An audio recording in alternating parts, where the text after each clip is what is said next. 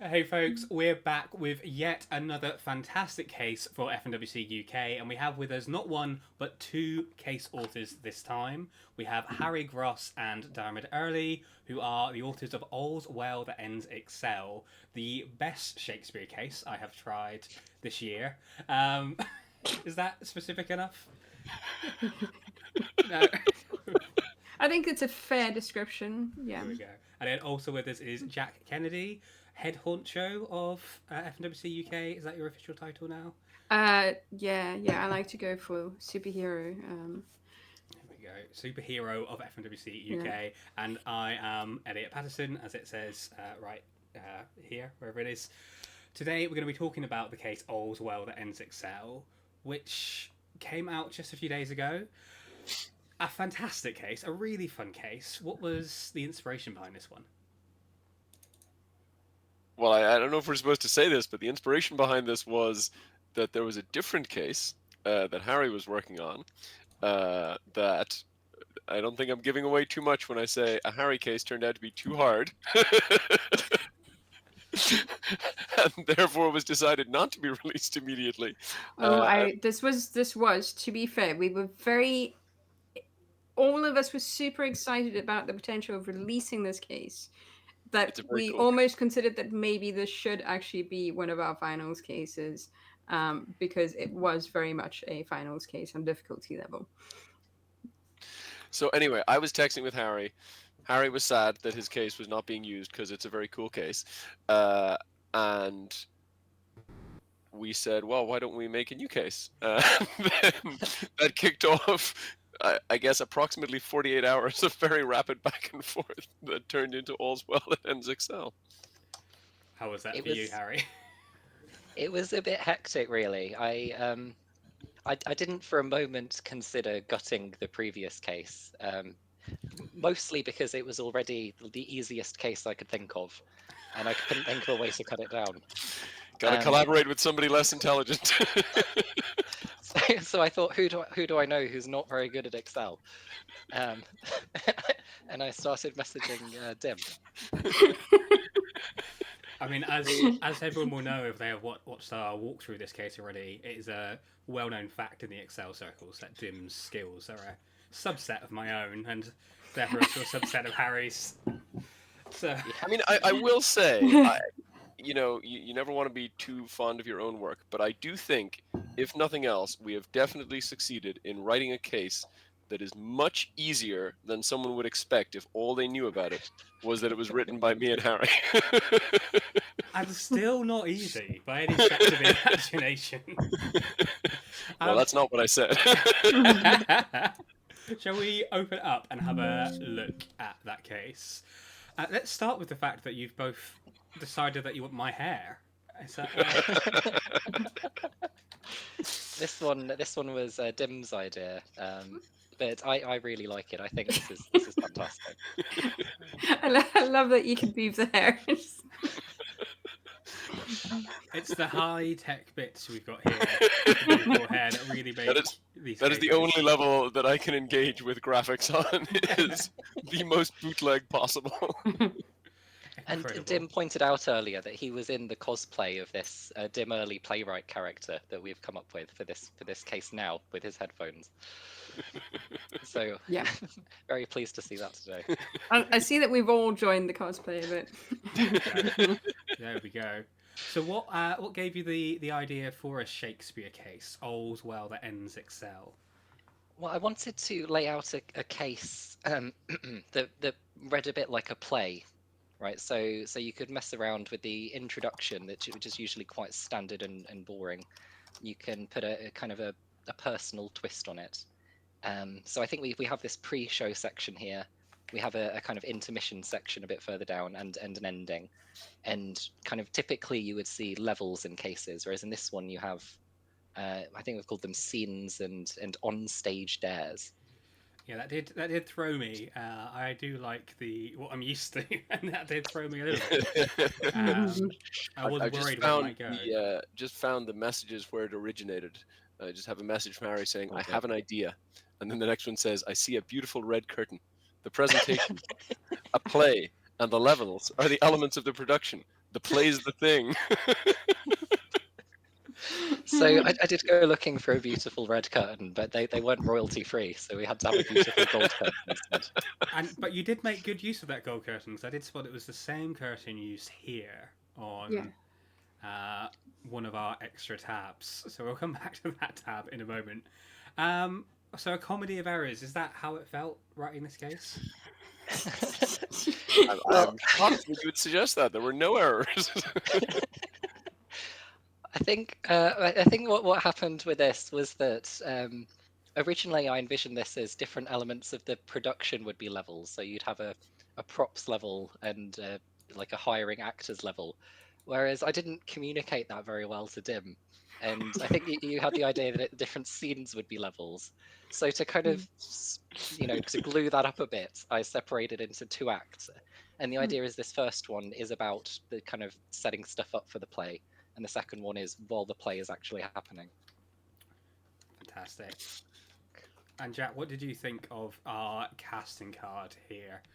Quite a few. I mean, I'm going to say that I have absolutely no complaints about being cast as chaotic. That completely fits.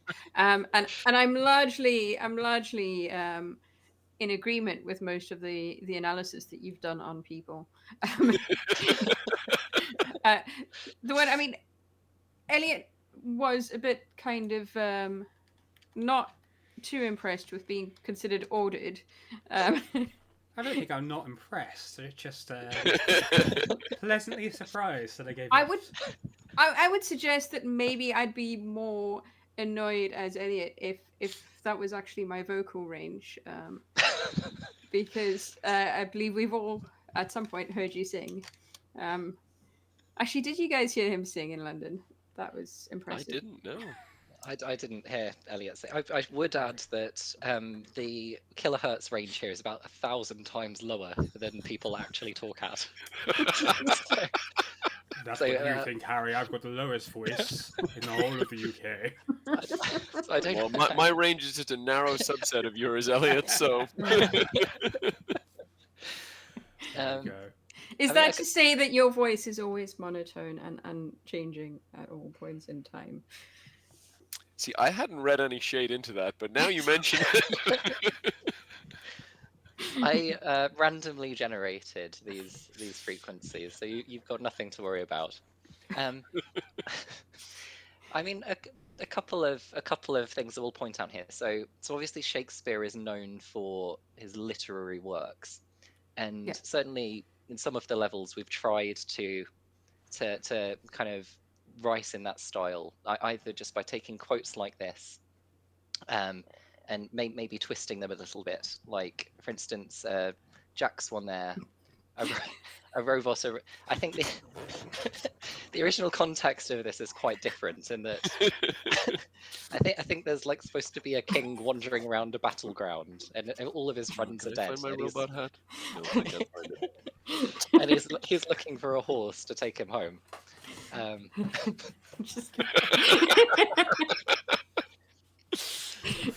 hang on. Can't find my robot hat. There we go. Actually, we could have used a pirate commentary in there as well. Harry, where are your props? You've come unprepared. I'm sorry, I don't have any props today. Now, I told the case was prop enough. I told Lorenzo earlier we might try to explain some of the jokes in this case for an international audience potentially, but we can kind of try to do that as we go along. But I think this might turn into quite a long video. I do love that there are descriptions in here, and also on the main case sheet there, when you get to scene 2, there's a whole line used by people which isn't actually used in the question as well. I was watching Lorenzo's solve of this earlier, and he's like, read the question, and he's like, wait, so is this just isn't, okay, fine, this isn't you. There are lots of doodads around here that are not part of the solve. Well, I have to say, the "Get Thee to a Nunnery" quote being in there as well, all that made me think of was the Reduced Shakespeare Company. I don't know if you guys have seen that. Where it's they been end, a minute, but yeah, end with a 1-minute version of Macbeth Hamlet. Yeah. But yeah, so we have a look at some of those extra little bits that you were throwing around. I'm just resizing here. Maybe for, not Johnny's starting with that benefit. one. Maybe we start in the introduction. Yeah. Oh no, you've ruined all our clip art.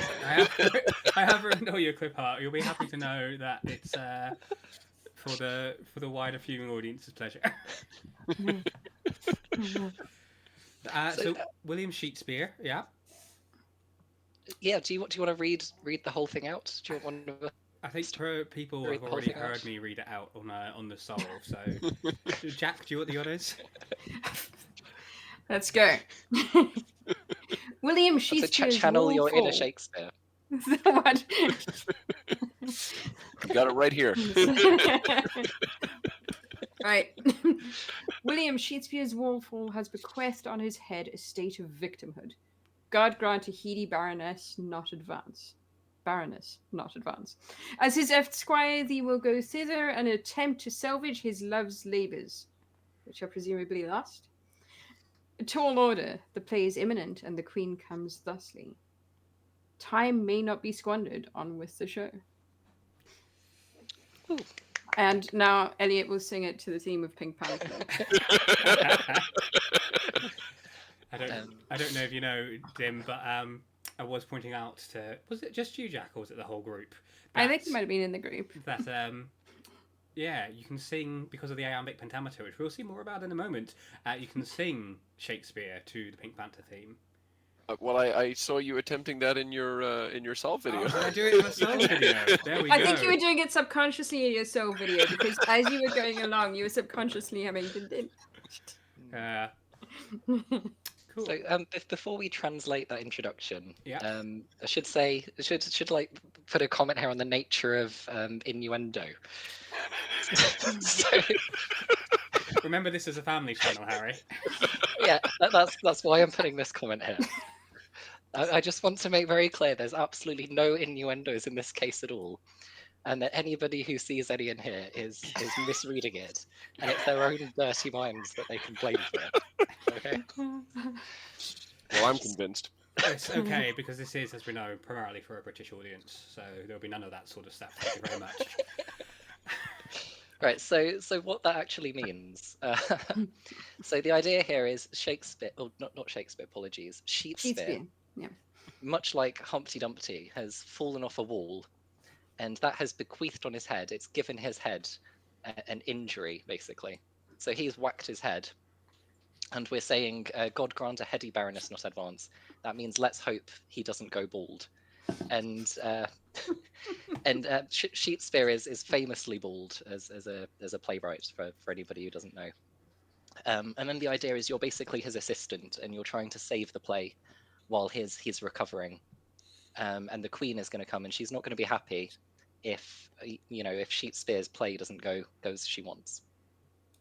I'm glad you translated that for non-native English speakers, because most of that was also lost on me. I'm glad you translated it for any non-Harrys in the audience. When you are studying Shakespeare at school, they usually have a translation of what he said on the opposite page, even in like A-level English classes. So don't feel too bad about that. There we go. And straight on then to the trumpets being skewered. As you say, no innuendo here. We must do about no thing, a shadow of a roll, without dither proceed and thrust upon an appropriate actor. So I had to put the word thrust in there because it's the word that people in plays love saying the most, because it pushes the air out so hard. Because they have it thrust upon them, yeah. Yeah. I need to go fetch my sword. So this was that first level, which we already talked a little bit about. Yeah. Let's head on to that second scene where you have some almost familiar lines going on. Such as B2 or not B2, that is the question.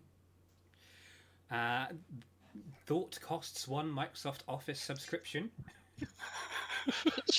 One of Shakespeare's most famous lines. Obviously, Be the food of formulas, play on. Shall I compare thee to an extra cup? Obviously, nothing compares to an extra cup. Yeah, I think I've seen a couple of Elliott videos where he mentions he likes XLOOKUP quite a bit, and thought this might be an appropriate line for him as an actor. Honestly, I don't know any other functions. Let's shoot for it. I feel like number 4 is definitely for Bo. Brevity of formula is the soul of wit. What's his actuals? His prologue, and then auditable formulas, nobilities, true badge. That sounds like words to live by there in Lambda and Letland. You would not believe how difficult it was to get the rings on the notebook here. I would believe that. What, you mean these rings? You're a monster, Elliot. It's beautifully done. Can we provide a decipherment of the instructions for scene 2 in the same way that we have done previously? Of course, I think it must be Dim's turn to do some reading. Sheetspear, the dullard. It's all Greek to me, but his syllabic meter has not yet baked. Biting thumbs would not thread the yarn. We must make haste. I mean, I remember biting thumbs was an insult. Yeah, so it's all Greek to me. Is just I can't remember which play it's from, but it's just a quote from one of the plays. And then this syllabic is, as Elliot mentioned earlier, is a reference to the iambic pentameter that he'd write in. Yeah. So you've got kind of heavy stresses on words and light stresses, and he would put them in this OX pattern. I think in Romeo and Juliet, it's considered like the worst insult you could possibly do to someone is to like bite your thumb at them like this. I bite my thumb, but not a you, sir. Yeah. There's a lot of kind of biting thumbs, and then kind of, are they really biting the thumbs? Are they insulting or not? So let's stop calling him a dullard. That basically means. There we go. And then thread the yarn is actually a reference to the Fates, who do show up later in this as the three witches. There we go, foreshadowing within the case. And then we must make haste just means we must go quickly. And as we all know, I flew through this case and didn't get things wrong and go slowly at all. It's funny, isn't it? Because I got told I had to make an easy case for the UK Championship, and I thought, how can I get away with making a really hard case but making it look easy? One of the ways to do that is to distract people with all of this extra content and all of these jokes, and it really does slow some people down quite a lot. I think no one told you to write an easy case, Harry. I think you were asked to write an easier case. A human comprehensible case, perhaps. Anything we do, I don't think falls into easy. I mean, I will say it's a sign of. Maybe I'm not your target for that, but it's a sign of my degree of mental filter that there's lots of things in this case that I have not read until we're having this conversation right now. Because when I'm solving, I am in the zone. Yeah, I think Harry Watson's cases as well have always got those little Easter eggs in. Oh, you always have to go back and look after. Is the last quote in scene 2 directed at anyone in particular? It's not directed at anybody in particular. Although I'm sure if you thought about it really hard, you could come up with some people. There we go. Cool. So, intermission. Little entr'acte, goodish cheer, an eye in the storm, a moment flirting, brew, and pheasant mayhap. I'm sure no regret shall befall us if this intermission is not used proactively. I did not use it proactively, I spent far too long giggling at it before carrying on with the case, which I think may have been Harry's intention. Harry, you are our resident Shakespeare translator tonight. You want to have a go for us? I think this basically just means fantastic. There's a little break here. Maybe we can kind of waste the break away and have fun instead of solving more levels. Now they say when you're presenting a PowerPoint, you're meant to have a short break every 10 to 11 minutes. But most people aren't usually presenting a PowerPoint kind of on the clock. So this was partly a bit of malice from me for kind of distracting people for a moment, but also partly it was to separate the preparing for the play and kind of the later questions which are about scenes that are happening in the play. Excellent. And then on to Act 2, which, as you said, was your way of trying to marry these two approaches to writing together. An on-stage disaster. I think the biggest disaster is anyone trying to pronounce these three names in one of their videos. Are you confident enough, Harry or Dim, whoever came up with this particular question, to have a go and show us how it's done? I mean, I'm happy to attempt it. Whether I get them right or not. Harry named the witches. I wrote the level. So originally they were just called Witch 1, Witch 2, and Witch 3. But I thought they would Harry have was more like, Dim, you're personality. being too utilitarian. So we got Cluffle, Lachesis, I would have said Lachesis. Lachesis. Oh, all the different pronunciations. Harry, which one? I genuinely don't know. I'm going to go with Lachesis. Just to be different. There is a school of thought that says that authors don't get to decide the correct pronunciation of words that they make up. I agree with that. I agree with that. You guys can decide. There we go. So no hidden Excel jokes in these names. That we Well, may have been the original witches in the Macbeth play that this is from aren't actually named. But these are the actual names of the three fates in Greek mythology, which basically inspired them, I think. There we go. I did consider protesting that your naming them was non-canonical, but you know, I decided to let it go. The thing is, in a play, they like to play kind of hard and fast with reality a little bit, don't they? I will say this level was like the first thing that I came up with. Like we were just kind of riffing on silly ideas after Harry suggested a play-themed thing, and I said, "When shall we three meet again? ... For the following witches' schedules. ... But then we ended up doing it. There we go. I think it works well, although I don't think a slight chill is nearly as bad as a full-out war.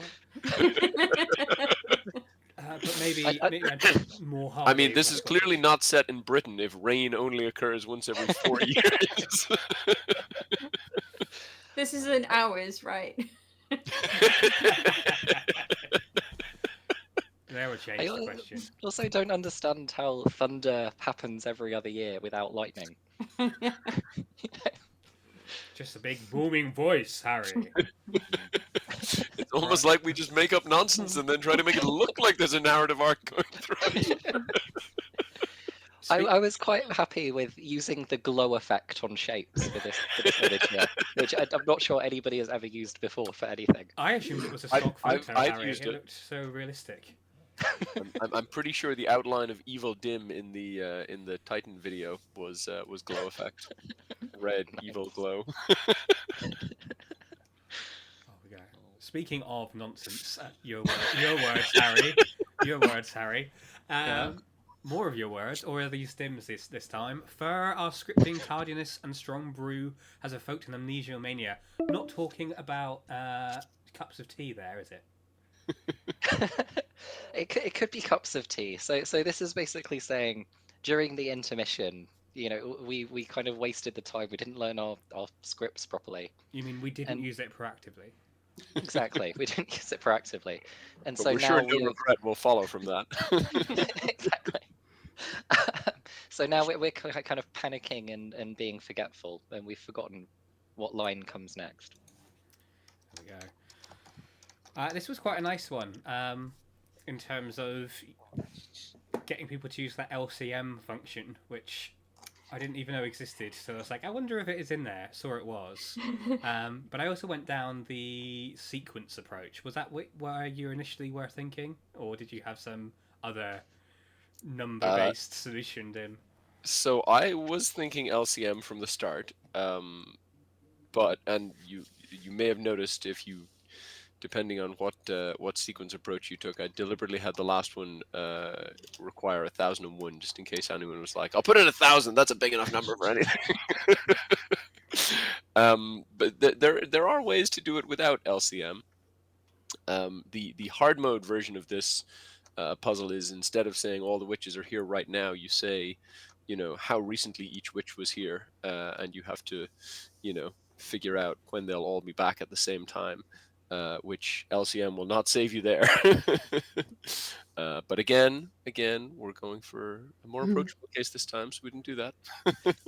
I would say this sort of question is very approachable, and anyone who attempts Lana Goes Ice Skating's final bonus should agree with me there, which may or may not be related. I think the less said about Lana, the better. Although that being said, I have a feeling she is on our way to meet us right Something now. wicked this way comes, you might say. Jack, do you want to have a go at reading us through the introduction for scene 4? Yes. Double toil and trouble. Wait, we're on the same one, right? Double toil and trouble. A calamity of potions has befallen the props department. The terrible trio were directed to put unique items into the cauldron, or a simultaneous set. Oh, sorry, simulation set. Never for two to place the item and the other to not. We shall remedy the scene. It's a well-known Shakespearean synonym, isn't it, Harry? Well, making up words is a well-known Shakespearean practice. That is true. I think he did make them up. He didn't make them up accidentally, as I have here, though. Oh, are you sure about that? I gather he spelled his name like 6 different ways over the course of I his life. think without the use of a backspace character, if you're writing that many words, like you're sure to pass off some mistakes as new words sometimes. I did think that here you were almost going into the Scottish realm of never shall the twain meet, but I was just really trying very hard to shoehorn this into the kind of story with the other levels. So that's kind of the whole props department piece there. So you had quite a cruel setup for this, I thought, because normally you would have the three witches cauldron sets set out here, but you've hidden them in this very hidden sheet over here. It's not that very hidden, I'd say. Yeah. So we have these sets here that are separated. Oh, it won't let me scroll across that normally. Why is that? There we go. We have 3 sets of ingredients separated by a comma and a space because you were feeling particularly mean that day. Is that what? This was dim, so all hate comments directed that way. I mean, how do you write lists with a comma and a space? That's true. We should just be glad that it's only a comma and a space and nothing additional. And then a lovely description here, which I thought it was a shame. I'm going to move that across so it's on both versions of our video. I thought it was a shame that we weren't using these names because it would be easy just to miss them. There's some very good names in here. Yeah. I think I mentioned in my video about Eye of Newt apparently being mustard seed. It's something I learned recently. But we have here the banana of Lana. Is this portents of unfortunate things to come, Harry? I think this was a direct Shakespeare quote, actually. He was a real visionary. Are you sure that wasn't Nostradamus predicting some horrible way the world would end? Harry, for the sake of those watching this video who may not be familiar with Lana Banana, could you explain to us who she is and why everyone fears her? Lana Banana is a very friendly, kind monkey who has a single defining character trait, which is that she really, really enjoys bananas. She will kind of do anything to get her hands on bananas. And so I set a kind of quite an easy challenge a couple of years ago where this monkey, Lana Banana, was running down a hill and all she would have to do is pick up the bananas on the way. But everybody seemed to find it a bit difficult. And so,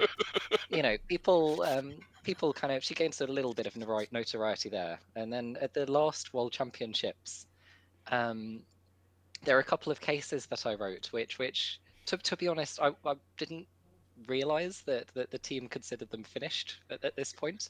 But they were kind of quite difficult levels. And our friendly monkey, the hero of this story, simply went ice skating across a lake.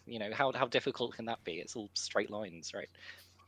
But again, people seem to find it quite difficult. And so she's turned into this almost 90-foot titan of a monkey. that now it scares people everywhere she goes. I think a lot of people have been knocked out of the World Championship twice by her, which is probably where a lot of that notoriety comes. I think that might, be history in the making.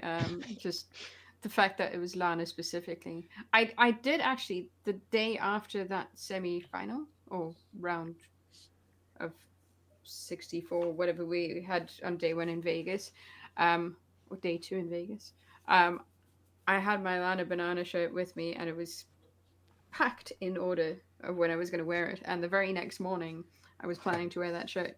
So as I arrived at the conference the next morning, I got a lot of comments about how many people I was traumatizing at that point.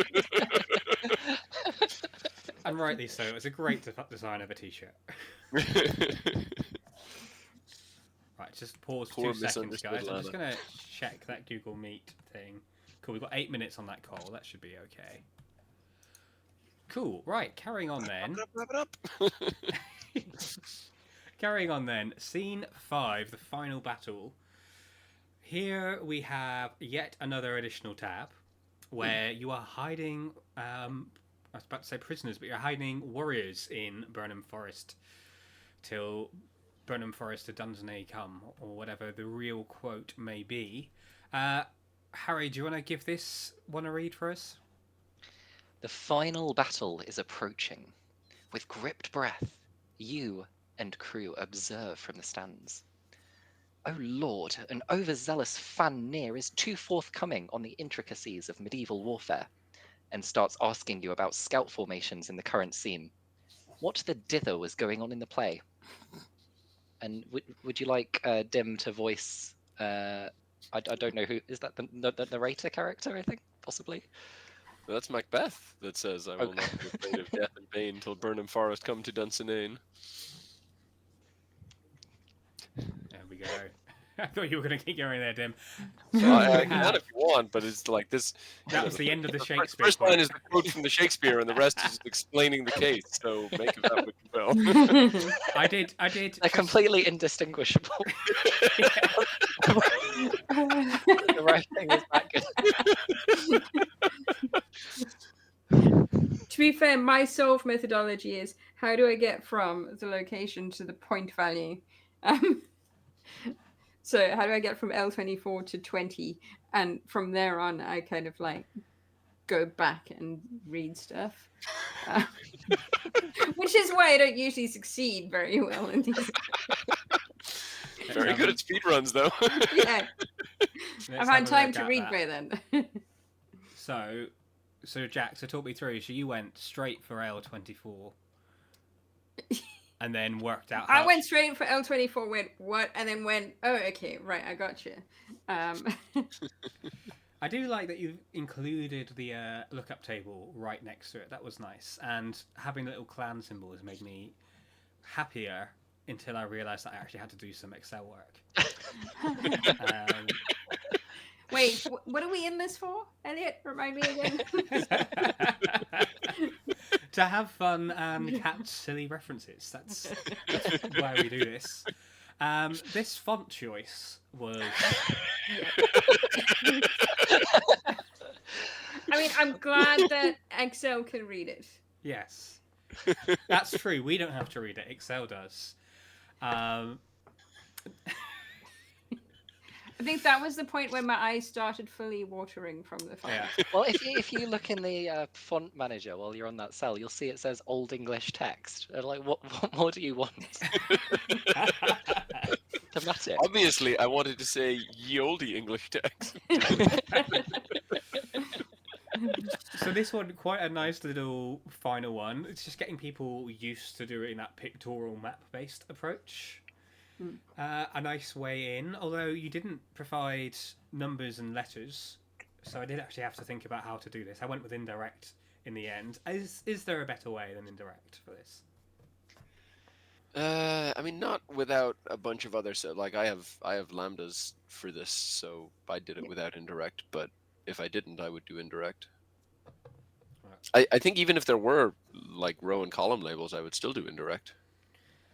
I always worry with indirect whether or not people are going to say it's not for use. But I think in these sorts of competitions, I mean, it's an important note for anyone thinking about getting involved. In these competitions, anything's fair game. Right? If it gets you the answer faster, then... I have a strong policy of sticking it to the haters. I use indirect, offset, VLOOKUP. I use them all. When all the the time comes. volatility in one place. I was nearly with you till you said VLOOKUP. Yep, I still use VLOOKUP. There's a time and a place. That time There is. was 1999. And then we end, before we jump onto those dares, we end with the curtain call, which does end excellently. A deed demonstrated the fates real grows thin, from Eldritch Heath to Castle Keep, then trails were strange and dire, yet all's well that ends excellently. As you like it, Queen Elizabeth does not demand Shakespeare's head. Your ruffian Shakespeare. Shakespeare's head. doth not demand Shakespeare's head. Your ruffian efforts have staved. I'm going all over the place. As you like it, Queen Elizabeth does not demand Shakespeare's head. Your ruffian efforts have staved the tempest. Exit pursued by a bear, or in our case, exuant pursued by a bear, as we are multiple people. I think that wraps it up quite nicely. Was that still you, Harry, or was that Dim on that final curtain call? Oh, all the text is Harry. That feels very Harry. Maybe we should translate that one at the bottom as well, just for the international audience. I mean, do you have off topic? But do you have a thing for queens demanding heads? I don't know why you would We may possibly need to cut suggest this. Johnny. Ixnay.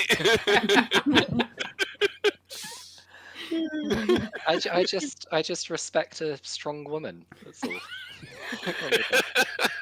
Excuse me, I'm gonna go get my sword. Deed demonstrated, it means that you finished, well done, which obviously will feel good to people who kind of authentically completed the case before reading this. The fate's real grows thin just means we're reaching the end of our rope. That doesn't really help as a translation, does it? It just means that we're coming to the end of something. From Eldritch Heath, to be honest, I don't know what a heath is. It's probably similar to like a fireplace hearth. I don't know. And then obviously it's reference. Yeah. Also, okay, so let's say we were hiring the actors on scene 1 in a hill, and we just forgot to mention that. So the castle keeper is obviously level 5. Your trials were definitely strange. Whether they were dire or not, I suppose, depends on the approaches that you took. So all's well that ends excellent. Excel is obviously the title, but it doesn't really make sense in itself as a statement. So I thought we should try to remedy that by at least making it have a bit of sense here in the description. So that's where that's coming from. And then As You Like It is another Shakespeare play, and then it's kind of rewarding you for helping Shakespeare maintain his headiness. Or just retain his head. No, we're continuing with the theme of making up words.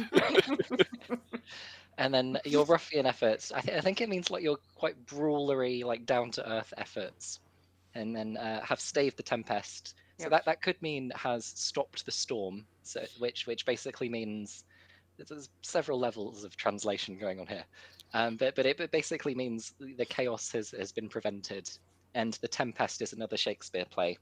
Yeah. And then Exit pursued by a bear is at least in England, it's a kind of popular theatre joke. In one of Shakespeare's plays, The Winter's Tale, I think. Well, normally the stage direction is like actor A leaves with actor B and they are giggling, right? Or like a small, like a horse gets wheeled on stage or something, right? But kind of out of nowhere, Shakespeare wrote one of the stage directions in that play to be Exit pursued by a bear, and it kind of confounded people ever since for how on earth the contemporaries could possibly have staged this. Like, did they have a real bear? Did they have somebody dressed Maybe up as he a bear? just happened to get a bear and decided, for this next play, I'm going to use this bear. Like, I know a guy with. Well, I've gone to all the effort of getting it. I might as well. Maybe. We have a bear on this island. Yeah, so it was also a slight tie-in to Bear Island, but it could have been more of a tie-in if I'd thought about it more, I think. Oh, no. I must say, my efforts for bonus 3 were indeed ruffian. Speaking of, shall we have a quick look at those bonuses? Let's do it. So we've got the on-stage dares rather than bonuses. I'm not going to ask how many dares, Harry, you've done on stage. I think those are perhaps for the after show. Good thing we clarified that there are no innuendos today. Cool. Oh my God. So, These- trying not to make it the more the innuendos. filth in this video. Good luck, I think Johnny. you guys have made Elliott blush now. It's a difficult thing to do. I'm normally the worst behaved, but I'm trying to maintain my ordered persona as Ordered. demonstrated by the That's casting right. It's an card. ordered acting style. Like, There At we least, go. at least you're merely ordered and not ordered and narrow. I will point out though that is exactly what you're talking about with not using a single formula or mouse click. Though I did use a mouse click to get to the casting card. that's allowed. It's only once you're on the tab that you're not allowed to use the mouse. So this brings us to this chart here. I have said before, I think I've quoted famous YouTuber Rob Miles, AI safety expert, as saying that if you're going to do something or present something, you should always try to do it in a way that is better than anybody has ever done it or presented it before. And if you follow this process, you will, that therefore there will be a use for your object at the end. And I thought, what has nobody ever done when displaying a chart before? And the obvious answer to me, at least, was to stick it behind a couple of stage curtains. I have to say, the thing I'm most upset about with this case is not me being ordered. It's not the butchering of Per Sheetspeare's work. It's the fact there's not a little toggle true and false here, which will turn it into full curtain call.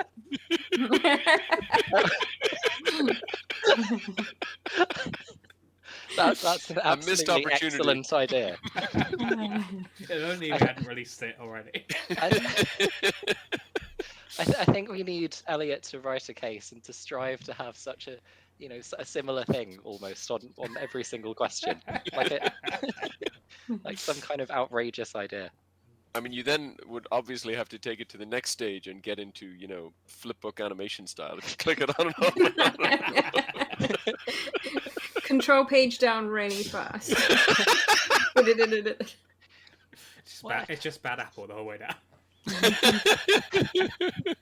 I mean, unironically, this was a very difficult chart to be able to set up so that people could read it easily. Like you don't see very often kind of coloured borders, but I think they worked better than anything else I tried here. I very much appreciated the chart. Well, I will say it was, telling people they had to do it from the chart and then having two people who were tied exactly Yeah. on like one out of a range of 200. That's like, can you read this chart to within an accuracy of like a millimeter? That I did kind of go and glance at the. I technically never said you had to do it with the chart. I just said you don't use the mouse You and you don't encouraged use the this. keyboard. And that is why Harry thinks he doesn't write hard cases. By the way, I will say, as an aside, I think I saw somebody, maybe it was Julian, did this in his solve, but the reason that this question came up is because Harry had written the idea for case one but not populated the data. So I made a table of like all the possible frequencies and styles and who that would be so that we could pick, which ones would work. And I was trying to do it so that there were 10 different answers for the 10 different levels, and realized I couldn't because there were two people who were never the unique choice. So that's actually where the idea came from. And the kind of other half of the idea was I just wanted to have a question that involved a chart. Seemed wonderful. I've got to show off my visualization skills. This actually also comes from something the case designer chat was talking about 3 or 4 months ago, which is like, what's the most gotcha question that is technically doable in 10 seconds in Excel? but that you, but that kind of would be impossible to expect someone to actually solve. And what we ended up coming up with. Oh, I was wondering if you were going to reveal it, or if you were still holding that in reserve. Please go on. I think we should reveal it, because I think if anybody is tempted to do this, then they do deserve to go, well, to go straight to where the devils are, shall we say. So this idea for a very easy question that looks hard is to ask effectively, what's the best fifth order polynomial that fits this data? And the way that you would solve this is you would add an equation to the add trend line, I think it's called, to the chart, set it to be an order 5 trend line, and then you can read off the coefficients from there. Whereas to actually do that would be a lot of work in regular Excel. Yeah. Wow, now we know. You heard it here first, folks. Well, now that it's revealed, it can reasonably be said as a question, you see. And therefore, by Harry's definition, is now easy. Cool. It's the reduce it to a problem we've seen before. This is the problem with having so many mathematicians involved, isn't it? We all think something's solved. Cool. On stage day number 2 then was nice and simple. If you already had the LCM approach for this one here, because all it was asking you was in what year would all of these things occur, or how many years would you have to wait for all of them to occur at once. So anyone that had gone down that LCM approach would have found this nice and easy. Anyone that went down that sequence approach would have had to have built something a little bit more complicated out. It was a very big number at the end. Don't tell Michael Jarman. I'm sure he will fold that into other cases of his own soon. But then this final one was a thing of beauty. I could not get it quite to work on that original solve. I think I then posted a... No, it was so anticlimactic. You didn't get the aha moment. I was gutted. There is an epilogue on the officially uploaded one now, Dim, where you can see me solving it properly. With all the little figurines in place. I mean, that's good, and that I will go and when look you at say that. properly... Using the one true method of finding them and then moving them manually. Which would be a valid way of solving it, I will just add. Oh, you know what? Oh, wait, robot. So, one sec. Yeah. Yes. OA Robot has a feature where you can select all cells with the same icon.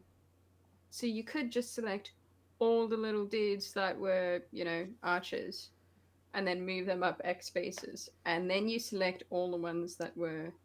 Being able to select them doesn't mean you can move them all. I mean, you can also just find all. Copy them and then kind of go up 10 cells and then I don't think paste it's going to them. let you do that. Damn it. Yeah, it'll complain about multiple selections there, pretty sure. There we go. Well, it did spell out a lovely little message at the end. Before we finish up then, rapid fire. Harry, what's your favourite bit of this case? Whether it's an Easter egg, a quote, a reference. I just like the title card design thing. I was quite happy with how that came out. Until Elliott ruined it. Yeah, that's true. No hago nada.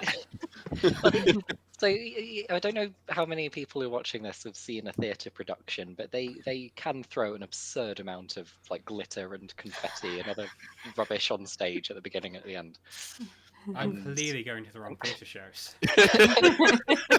And I wanted to be quite authentic to the whole theatre experience. So, for instance, the complete lack of innuendos and the confetti and everything.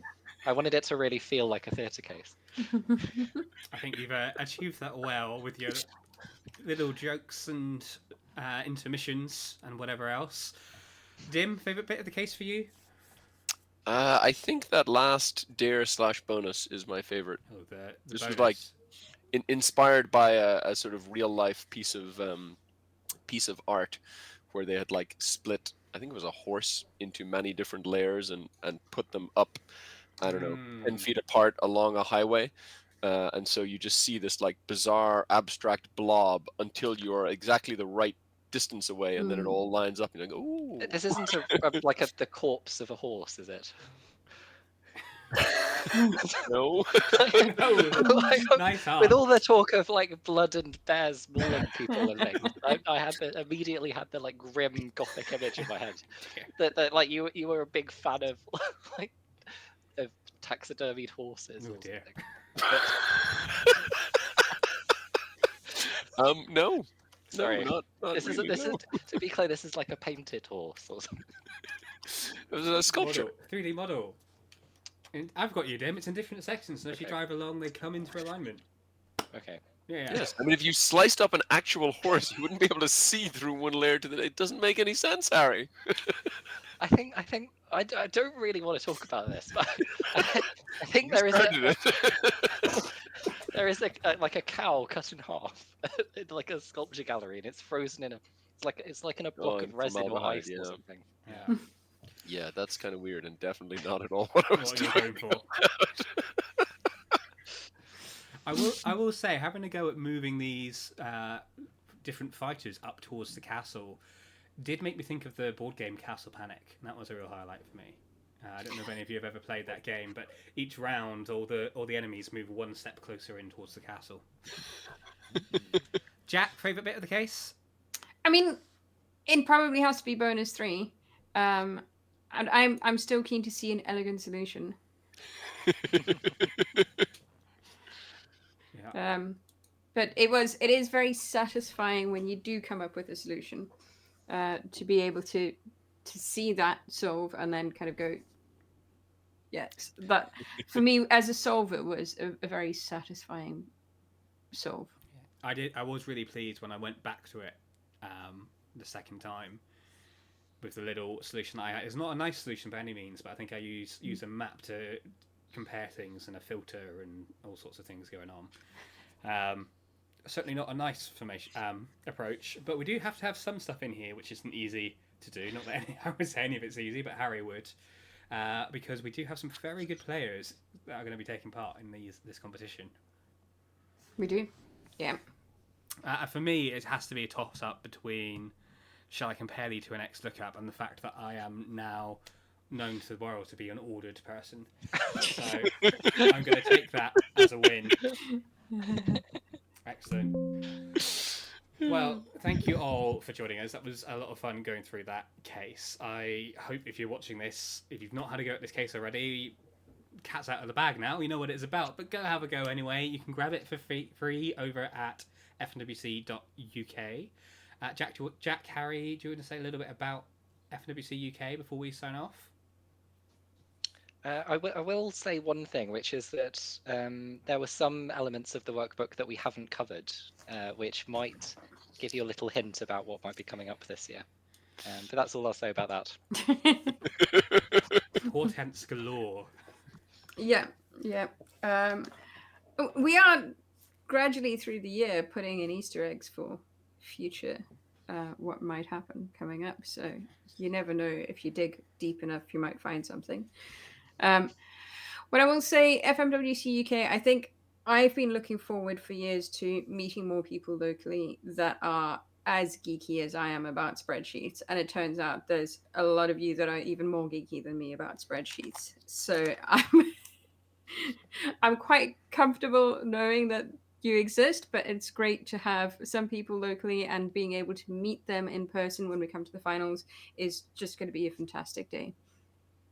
Absolutely. It's going to be so much fun. We've got 3 online cases in the coming months, followed by that live in-person final in London in September. Really looking forward to that. And of course, the winner gets a spot in the Excel World Championship. So for £15, there's no reason not to get involved, meet some cool people, learn a few things, and see how you get on. Yeah. Excellent. Anyone, anything else before we finish up? No? Then thank you all so much for watching. And until next time, keep excelling. Bye.